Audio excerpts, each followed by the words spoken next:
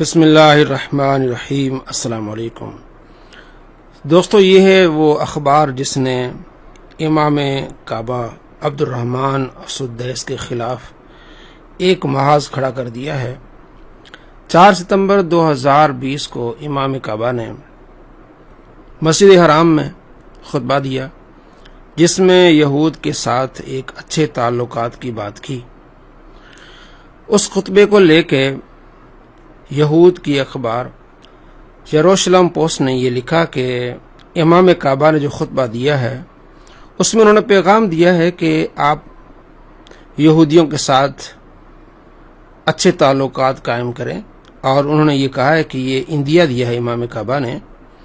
کہ یہودیوں کے ساتھ آپ نرم رویہ رکھیں۔ اس پوسٹ کو لے کے پھر عرب دنیا میں ایک بڑا بھوچال کھڑا ہوا ہے، اور عرب دنیا کے بہت بڑے خطیب امام کعبہ کو دجال کہہ رہے ہیں اور اسے کوس رہے ہیں کہ آپ نے جو خطبہ دیا جس میں یہودیوں کے بارے میں کچھ آپ نے کہا ہے، وہ جو آپ نے احادیث سنائی ہیں وہ تو ضمنی یہودیوں کے بارے میں ہیں۔ آپ علیہ السلام یہودیوں سے کچھ لین دین کرتے تھے، آپ علیہ السلام نے زیرہ بھی رکھی، ام سلمہ رضی اللہ تعالی عنہ کی والدہ کے ساتھ آپ علیہ السلام نے حسن سلوک کا حکم بھی دیا۔ تو یہ جتنی بھی یہ باتیں ہیں ساری یہ ذمہ لوگوں کے لیے ہے، اور جہاں حربی لوگ ہیں جو مسلمانوں کو قتل کر رہے ہیں، مسلمانوں کو مار رہے ہیں،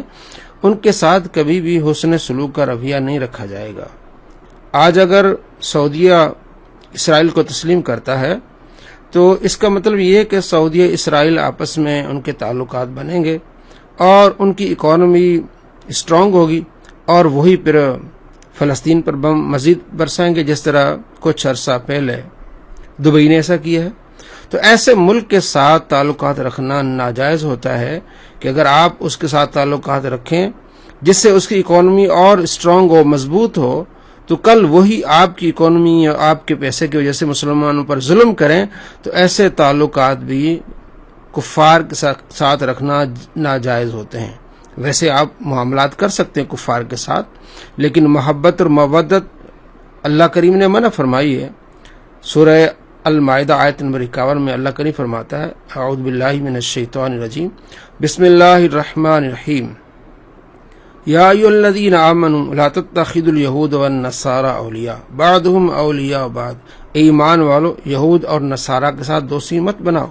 یہ ایک دوسرے کے دوست ہیں، وہ تمہارے دشمن ہیں۔ اور سورہ ممتحنہ میں پہلی آیت میں اللہ کریم فرماتا ہے، بسم اللہ الرحمن الرحیم، یا ایھا الذین آمنوا لا تتخذوا عدوی وعدوکم، اے مومنو میرے اور اپنے دشمنوں کے ساتھ دوستی مت رکھو۔ تو یہ پہلے بات کہی جا رہی ہے جب سے دبئی نے اسرائیل کو تسلیم کیا ہے، اس کے بعد جتنے بھی تجزیہ گار ہیں وہ کہہ رہے ہیں کہ جناب دبئی کا تسلیم کرنا یہ سعودیہ کی اجازت کے بغیر نہیں ہو سکتا، اور یہ بھی تجزیہ کاروں کا کہنا ہے کہ اب سعودیہ یہ چاہ رہی ہے کہ جتنے بھی اس کے مذہبی شخصیات ہیں انہیں ٹاسک دیا جائے اور وہ عوام میں اس بات کو پھیلائیں کہ جناب علی یہود سے روابط رکھنا کوئی بری بات نہیں ہے، آپ علیہ السلام نے ایسا رکھا ہے، نبی علیہ السلام کی احادیث ہیں۔ تو یہ کچھ عرصے سے پہلے یہ چل رہا تھا کہ جو مذہبی شخصیات تھیں وہ اس بات کو بار بار بیان کر رہی تھیں کہ یہود کے ساتھ تعلقات رکھنے میں کوئی حرج نہیں، آپ علیہ السلام نے تعلقات رکھے ہیں۔ لیکن اب یہاں تک بات آئی ہے، چونکہ جو مسجد حرام کا خطبہ ہے یا سعودی مساجد کے خطبے ہوتے ہیں وہ حکومت کی طرف سے آتے ہیں، تو یہ حکومت کی طرف سے عبد الرحمن السدیس صاحب کو یہ آیا اور انہوں نے پڑھ کے سنایا، اور اس میں انہوں نے آیات اور احادیث کا بھی ذکر کیا جس میں آپ علیہ السلام نے یہودیوں کے ساتھ جو ہے وہ اچھے تعلقات رکھے ہیں۔ لیکن یہ یاد رکھنی چاہیے بات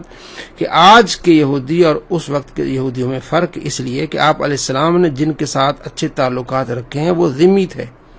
ذمی وہ ہوتے ہیں جو آپ کو ٹیکس دیتے ہیں، آپ کی ذمہ داری ہوتی ہے کہ آپ ان کو تحفظ دیں، لیکن جو حربی ہوتے ہیں، حرب منا جنگی جو آپ سے لڑتے ہیں، مسلمانوں سے لڑتے ہیں، مسلمانوں کو نقصان پہنچاتے ہیں، ان کے ساتھ تو قتال ہے، ان کے ساتھ تو لڑنا ہے، ان کے ساتھ کوئی معاملات نہیں ہیں۔ تو یہ سعودی حکومت کی ایک پالیسی ہے وہ مذہبی شخصیات کو آگے لا رہے ہیں تاکہ لوگوں کا برین واش کیا جائے اور لوگوں کو ذہنوں میں یہ ڈالا جائے کہ جناب علی کوئی حرج نہیں سعودی اگر وہ اسرائیل کے ساتھ تعلقات رکھتے ہیں۔ یہ ایک پیچھے سے باقاعدہ تیار کردہ ایک طریقہ کار ہے جس کی بنا پر شیخ عبد الرحمن السدیس نے یہ بات کہی۔ یمن، مصر، لبنان اور دوسرے ملکوں کے جتنے بھی خطیب تھے انہوں نے بہت ہی سخت الفاظ استعمال کیے ہیں شیخ عبد الرحمن السدیس کے بارے میں، اور انہوں نے یہ کہا ہے کہ یہ دجال ہے اور یہ اسلام کا غدار ہے۔ اور یہ بات ہے کہ ہم مسلمان جو ہیں وہ مکہ اور مدینہ سے ان کا ایک دلی تعلق ہے، ایمانی تعلق ہے، تو یہ مکے اور مدینے والے جو ہیں وہ آگے مسلمانوں کو آگے لیڈ کریں، بجائے اس کے کہ وہ یہود کے ساتھ تعلقات بنا رہے ہیں، ان کو مضبوط کر رہے ہیں۔ جو یہود مسلمانوں پر ظلم کر رہے ہیں،